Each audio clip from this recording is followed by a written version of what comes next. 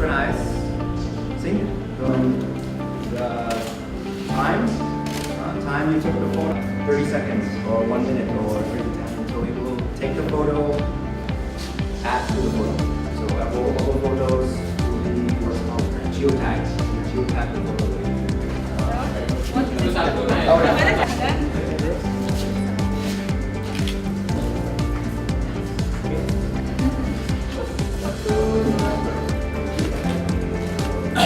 Thank you. Kepada Sanjay and also Fulbright. So we thank for all the knowledge and experience that you sent to us.